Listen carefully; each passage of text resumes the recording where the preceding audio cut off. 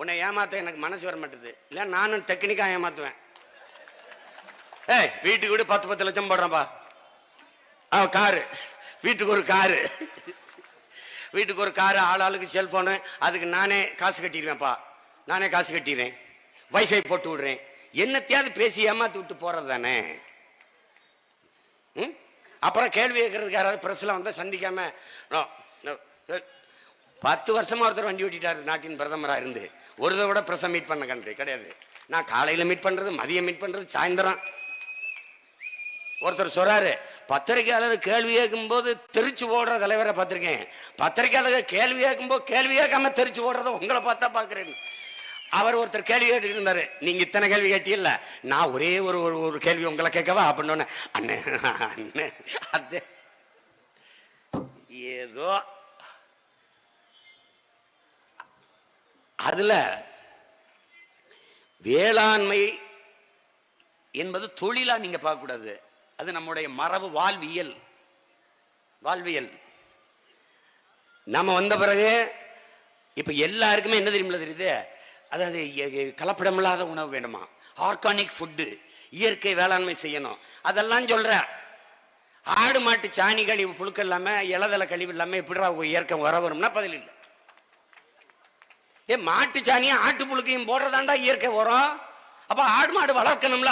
அது எங்களை இன்னும் கற்காலத்துக்கு ஆடு மாடு மேய்க்க சொல்ற வைத்தியக்கார எங்க ஐயா கவிக்கு அப்துல் ரஹ்மான் சொல்றாரு, இந்த ஆடு மாடு மேய்க்கிறதுக்கும் இந்த ஞானத்துக்கும் அறிவுக்கு ஏதோ சம்பந்தம் இருக்குடா. ஏன்னா பகவான் கிருஷ்ணர் மேய்ச்சிருக்காரு, நபிகள் நாயகம் ஸல்லல்லாஹு அலைஹி வஸல்லம் மேய்ச்சிருக்காங்க, இயேசு கிறிஸ்து மேய்ச்சிருக்காரு.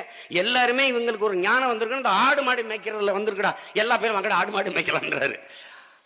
அது வந்து நீங்க புரிஞ்சுக்கணும். கேடில் விழிச்செல்வம் கல்வி ஒருவருக்கு மாடல்ல மற்ற எவை. வள்ளுவ பெருமானார் பாடுறார், கல்விதான் ஒருவனுக்கு செல்வம், அதை பாட வந்த வள்ளுவன் மாடும் நம் செல்வம்ங்கிறார். இன்னைக்கு என்ன நீ மாடு மேய்க்கிற? 5000 ஆண்டுகளுக்கு மேல மேய்க்கிற. 5000 ஆண்டுகளா? அதுல அவமானமா போயிடுச்சு. சொந்த ஊரில் ஆடு மாடு மேய்க்க அது ரொம்ப அசிங்கம். அரபு நாட்டில் போய் வெண்புழுதியில் சூடு மணலில் ஒட்டகம் மேய்க்கிறது. இங்கே டீ கிளாஸ் கழுவுறதில்ல. இந்த சாதிக்கார போய் எச்சு கிளாஸ் கழுவுறதா? நம்ம சவுதியில் போய் கக்குஸ் கழுவுறது. இந்த கர்மம் பிடிச்சவங்களை வச்சுக்கிட்டு என்ன பண்ணுவேன்? கொள்ளையற்ற கோடஞ்சுவானை மறுமையும் புல்லாலே ஆய மகள்னு சங்க இலக்கியத்தில் பாட்டுருக்கு. 5000 ஆண்டு. காளையை அடக்குவதற்கு அஞ்சுகிற ஆண்மகனை அடுத்த பிறப்பிலும் கூட திருமணம் செய்யணும்னு ஆய மகள் நினைக்க மாட்டாங்க. அன்னையிலிருந்து ஏறுதழுவி வேற ஜல்லிக்கட்டுன்னு இவங்க நாயக்க மன்னர்கள் வந்த பிறகு கொம்புல சல்லிக்காசை கட்டி விட்டதுனால ஜல்லிக்கட்டுன்னு வந்துருச்சு. ஆனால் அது ஏறு தழுவுதல் தான். அந்த திமிழை பிடிச்சு எப்படின்னா உழவுக்கு நம்ம பழக்கிறதுக்கு அந்த காட்டில் இருந்த விலங்கை வீட்டு விலங்கை எப்படி மாத்துறான்னா அதை செல்ல பிராணியா மாத்துறான். அதை போய் அப்படியே ஆற தழுவி அந்த திமிழோட அப்படி கட்டி பிடிச்சு நட்பு பழகி அவன் பேச கேட்கிற மாதிரி கொண்டு வந்து வீட்டு விலங்கு ஆக்கிட்டான். உன்னால நம்ப முடியுதா? ரேஷன் கார்டுல காளமாட்டு பேரை வளர்த்த காளமாட்டு பேரை எழுதின கூட்டம் நம்ம கூட்டம் தான். குடும்பத்தோட போட்டோ எடுக்க போறோம்ல, போட்டோ எடுக்கும் போது அவனையும் கூட்டிக்கொண்டு வீட்டுல ஒருத்தனை கருப்பு வாடா நில்றான், அவனும் அப்படி நிப்பான். வணங்குகிற சிவனுக்கு முன்னாடி சிவனை வணங்குவதற்கு முன்பே காளையை வணங்கிய இனக்கூட்டம் தமிழர்கள். அவன் சிவனே அதுக்கு பின்னாடி தான் இருப்பான். நீ சிவனை கும்பிடுறதுக்கு முன்னாடி இவனை கும்பிட்டாகணும். அதனால உலகத்துல எத்தனை பண்டிகை இருக்கு, எத்தனை இனங்களுக்கு என்னென்ன பண்டிகை இருக்கு. ஆனால் மாட்டுக்கென்று பொங்கல் வைத்து பண்டிகை கொண்டாடிய ஒரு இனக்கூட்டம் தமிழன் தான். மாட்டுக்கு பொங்கல். ஏன்னா மாடு அவனுடைய உறவாயிருச்சு. நீ மாடு வளர்க்கறது கேவலம். ஆனா பால், நெய், தயிர், இப்படி மோர், அந்த கடையில் கொஞ்சம் நெய் 2 கரண்டி விட்டு நல்லா மொருகலா ஒரு ரோஸ்ட் அப்படியே நாக்க பிடிக்கணும். குரடு வச்சு அப்படியே பிடிச்ச வக்கனையா நெய் ரோஸ்ட் சாப்பிட்டது தானே. ஆனா மாடு வளர்க்கறது கேவலமா பேசுனது எந்த நாக்கு? தெரியாம பேச இங்க வாடா அடிய போடணும். சும்மா ஏதாவது பண்ணிட்டு இருக்கிறது. பால் இருந்தா பசி இல்லடா. பால் முழுமையான உணவடா. ஒரு தேசம் பசியவே சந்திக்காது. நீ எந்த திரவ உணவும் உனக்கு கழிவு வராது. பால் சாப்பிடு, கழிவு வரும். ஏன்? பால் முழுமையான உணவு. நீ கேவலமா நினைச்சுக்கிட்டு இருக்க மாடு மேய்க்கிறது. நீ மேய்க்காத, நான் மேய்ச்சிக்கிடுவேன். நான் மேய்ப்பேன் தம்பி. இவன மாதிரி 5000 ஏக்கர்ல ஏர்போர்ட் கட்டுற ஆள் இல்ல, 5000 ஏக்கர்ல வேளாண்மை செய்யற ஆளு. அது என் மக்கள்கிட்ட நிலத்தை குத்தகைக்கு எடுப்பேன். 25 ஆண்டுகள் லீஸு. 25 ஆண்டு கழிச்சு நான் செத்து போயிட்டேன்னு வச்சுக்க, எனக்கு பின்னாடி வர ஆட்சியாளம் போவான், அம்மா லீஸ் முடியுது, மறுபடி அரசாங்கத்திட்ட கொடுக்குறீங்களா, இடத்த நீங்க எடுத்துக்கிறீங்களா, இல்ல மறுபடியும் கொடுக்குறோம்னா அன்னைக்கு என்ன நிலத்துக்கு விலை, அந்த விலையை கொடுத்து ஒப்பந்தம் பண்ணிக்கிறோம். நீங்க ஐயா நீ விரும்பினால் இதுல வேளாண்மைக்கு அரசு வேலை போட்டு தரோம், வேலை செய்யலாம், இல்ல வேணாம்னா இதை வச்சு சாப்பிட்டுக்கலாம். நான் விவசாயம் பண்ணுவேன். என்ன விவசாயம் பண்ணுவேன் சீமான்? ஒரு கூட்டு பண்ண, கத்தரிக்காய் இருக்கும், வெண்டைக்காய் இருக்கும், சொரக்காய் இருக்கும், பூசணிக்காய் இருக்கும், பீக்கங்காய் இருக்கும், முருங்கைக்காய் இருக்கும், எல்லாத்தையும் விளை வைப்பேன். இங்க நாட்டுக்கோழி வளர்ப்பேன், ஆடு வளர்ப்பேன், மாடு வளர்ப்பேன், எல்லாம் வளர்ப்பேன். 1000 ஏக்கர்ல மாட்டு பண்ண போட்டேன்னு வச்சுக்க, மாடை மேய விட்டு நீனா போய் மேய்க்க வாங்குறவா தூக்கி சீட்டி வச்சுட்டு போறியா? ஃபென்ஸை போட்டு விட்டுருவேன், இரும்பு கம்பியில். அங்கே 100 ஏக்கருக்கு 10 ஏக்கர் 15 ஏக்கர்னு குளத்தை வெட்டி விடுவேன், தண்ணியை தேக்கி விடுவேன். அதுக்கு இறையாகிற மாதிரி அகத்தி வாகை எல்லாத்தையும் வளர்த்து விட்டுருவேன், புல்லுகளை வளர்த்து விட்டுருவேன். சாப்பிடும், சாப்பிட்டு சாணியை போடும். சாணியை போடணுன்னு சாணியை உறிஞ்சி இழுக்க வேக்கம் கிளீனர் குப்பையை இழுக்கிறதுக்கு வருது இல்லை வீட்டில், அது மாதிரி ஒரு இது வச்சு ஒரு டிராக்டரு, அதில் போய் நீ பூட்ஸு தொப்பி, உனக்கு பாதிப்பு இல்லாதது அங்கேயே வெட்டினரி டாக்டர், அங்கேயே விலங்கியல் மருத்துவமனை அங்கேயே கட்டியிருப்பேன். என் மாட்டுக்கு எந்த பிரச்சனையாலும் அவன் பார்க்கணும். அங்கே பூரா CCTV கேமரா வச்சுருவேன். அந்த மயிலை எங்கடா போகிறான், அந்த வெள்ளை எங்கடா போகிறான்னு நீ கண்ணாடி அறைகளை விளிரூட்டப்பட்ட அறையிலேருந்து பார்த்துட்டு இருக்க வேண்டியதான். ஒரு நாளைக்கு எத்தனை லிட்டர் பால் கறக்குறது, எத்தனை லிட்டர் பால் வெளியில் போகுது, எத்தனை லிட்டர் பால் மோர் தயிர் நெய் அந்த தொழிற்சாலைக்கு போகுது, எல்லாத்தையும் கணக்கிட்ட படித்தவன். அந்த சாணியை எடுத்து ட்ரக்கில் போடுறான்ல, அவனுக்கு படிக்காதவன், அவனுக்கு அரசு வேலை தான். இந்த சாணியை எங்கே கொண்டு வரா சீமான்? அங்கே 50 ஏக்கர் 100 ஏக்கரில் குப்பை கிடங்கு வச்சிருப்பேன், இயற்கை உரக்கிடங்கு. ஆடு மாட்டு புழுக்க, ஆடு மாட்டு சாணி, அவன் தின்ட்டு போட்ட இலதலை கழிவை கொண்டு கொட்டிடுவேன், கொட்டி சேமிச்சிருவேன் உரக்கிடங்கு. அதில் பயோகேஸ், நீ சரியில்லை மீத்தேன் ஈத்தேன், அதிலிருந்து தயாரிப்பேன். எவ்வளவு எடுத்துக்கிற முடியும்? சிங்கப்பூர் ஒரு சின்ன நாடு, மக்கிய மர கழிவில் இருந்து இந்த மீத்தேன் ஈத்தேன் அந்த பயோகேஸ் எடுக்குது. இந்த இந்த கர்மாந்திரம் பிடிச்சவன் எங்க ஆத்தாவுடைய ஈரக்கொலையா இருக்கிறான். பூமி தாயினுடைய ஈரக்கொலைய, இதயத்தை, சிறுநீரத்தை தோன்றான். மீத்தேன், ஈத்தேன், ஹைட்ரோ கார்பன் அப்படின்னு. அதே குழிக்குள்ள இவங்களை தலைகளா உள்ள வச்சு புதைக்கல நீ பாட்டு நான் செய்யறனால என்ன வேலை, கவர்மெண்ட் வேலை. உனக்கு என்ன அரை காசுனாலும் அரசாங்க காசா இருக்கணும், காசுனாலும் கவர்மெண்ட் காசா இருக்கணும். கவர்மெண்ட்டுக்கு காசு கொடுக்குறது நீ தெரியல உனக்கு. ஏடா MBA MSc MA படிச்சவன் இந்த டாஸ்மார்க்ல சர குத்தி கொடுத்து கொடுத்துருக்கான், விவசாயம் பண்ண மாட்டியா? ஆடு மாட்டுக்கு ஊசி போடுற doctor, veterinary doctor, government doctor, ஆடு மாடு வளைக்கிற அண்ணன் தம்பி ஆத்தால போய் அரசாங்க வேலை பார்க்க கூடாதடா. இது ஒரு ஆட்டுக்குட்டியை வித்தா 5 பேருக்கு சம்பளம் கொடுக்கலாம், என்னை வித்தா 1 ரூபாயிலும் வாங்க மாட்டான், உன்னை வித்தா வாங்குவான். ஒரு ஆட்டுக்குட்டி 20,000 25,000. என்ன பேசுறீங்க? ஒரு அப்பத்தா, அவங்க விதவை, யாரும் இல்லை, சின்ன வீடு, அவள் 2 பன்குட்டி வாங்கி வளர்க்குறா, அது வீடியோவில் இருக்கு. பன்குட்டி வாங்கி வளர்க்குறா, அவள் காட்டுக்கு போகும்போது அது கூட சுற்றி திரியுது. அங்கே வந்தோன்னா ஒரு தொட்டி வச்சு பழைய சோறு சாப்பிட்ற மிச்ச கஞ்சி எச்சி கஞ்சி எல்லாம் அதில் ஊற்றி வச்சு அது சாப்பிட்ருது. சாப்பிட்டு 2 பன்னியும் பெருத்துருது. ஒரு பன்னி 40,000 80,000த்துக்கு வித்துறா. வசதி.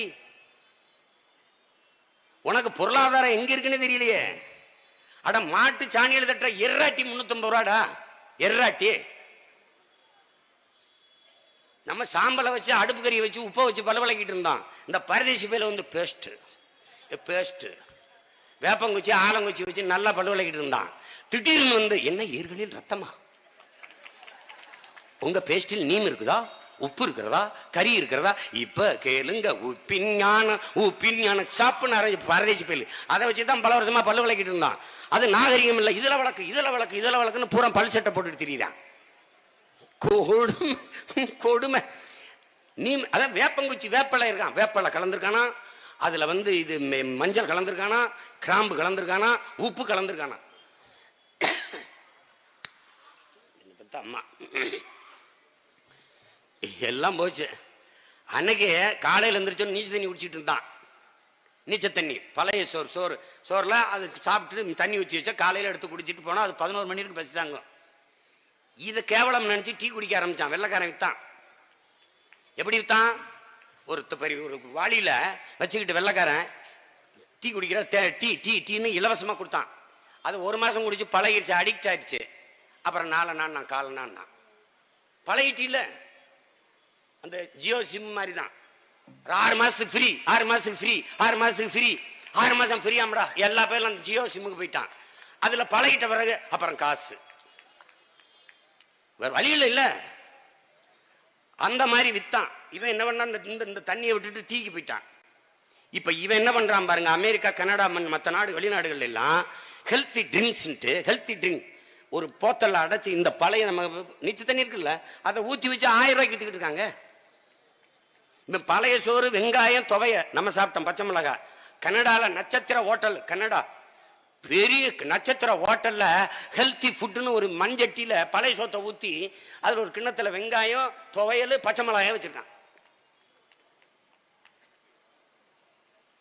உனக்கு சர்க்கரை கொடுத்துட்டான், சீனி.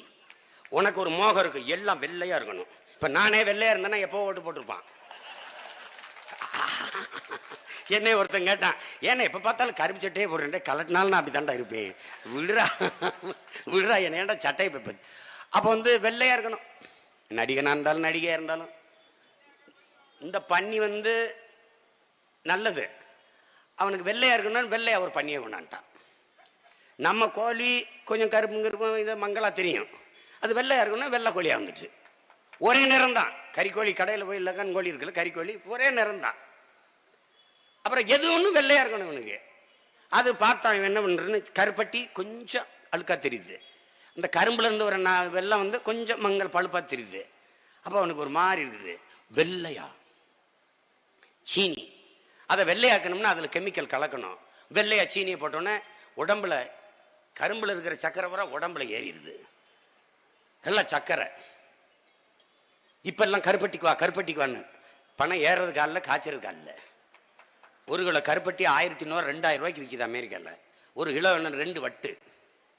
இவனுக்கு எங்க இருக்கு பொருளாதாரம்னே தெரியல. பணம் நார்ல செய்யற கட்டில் 40,000 விற்கிறான் அமெரிக்கால. பணம் நார்ல செய்யறோம்ல கட்டில் 40,000 விற்கிறான். ஐயோ கொடுமை நிகழ்ந்துருச்சு. இப்ப மறுபடியும் என்ன பண்றான், எல்லாம் திரும்புறான். நான் உங்க மகன் என்ன சொல்றேன், சர்க்கரை பேன், சீனி கிடையாது, ரேஷன்ல கரும்புல காய்ச்சற வெல்லம், பதநீர்ல காய்ச்சற கருப்பட்டி நான் விநியோகம் பண்றேன். இந்த இவங்கள மாதிரி பொங்கலுக்கு அப்படி உருகி இலகி ஓடி போன அந்த வெள்ளத்தை தர்றதில்லை. நான் இலவசமே கிடையாது, உனக்கு இலவசம் இருக்கு. ஆகச்சிறந்த கல்வி, ஆகச்சிறந்த மருத்துவம், உயிர் காக்கிற மருத்துவம். இந்த பாரு, அதிமுக உட முடியலன்னா அப்போலாக்கு போவான், திமுக முடியலன்னா காவேரிக்கு போவான். அப்ப இந்த ஆஸ்பத்திரி நம்ம மையத்துக்கு வச்சிருக்க இந்த கவர்மெண்ட் ஆஸ்பத்திரியே, அதுல யாரு படுக்கிறது, எங்க ஆத்தாலப்பேன். இந்த மருத்துவம் படிக்கிற மாணவர்கள் எலி, தவளை, பாம்பெல்லாம் அறுத்து பார்ப்பான். This is stomach, this is அமுக்கு.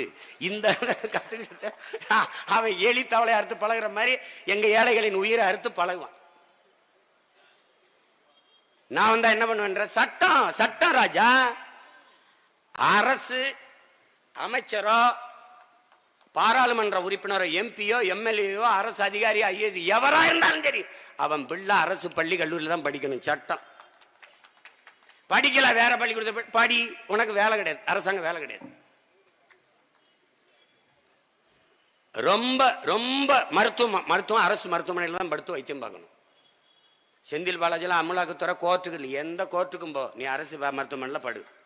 இல்லை நான் தனியார் தான் படுப்பேன், அங்கேயே படு. நோ அமைச்சர், அங்கேயே படு, அவ்வளவுதானே. அரசை நடத்துகிறவர்களே அரசு பள்ளியில போய் படிக்கிறது இல்ல, அரசு மருத்துவமனையில படுத்து வைத்தியம் பார்க்கறது இல்லை என்றால் தரமற்று போயிடுச்சுன்னு அவங்களே ஒத்துக்கிறாங்க. காரணம் என்ன, தரமற்றவர்கள் கையிலேயே பல ஆண்டுகளாக நீங்கள் அதிகாரத்தை கொடுத்து கொடுத்து தரங்கட்டு போச்சு.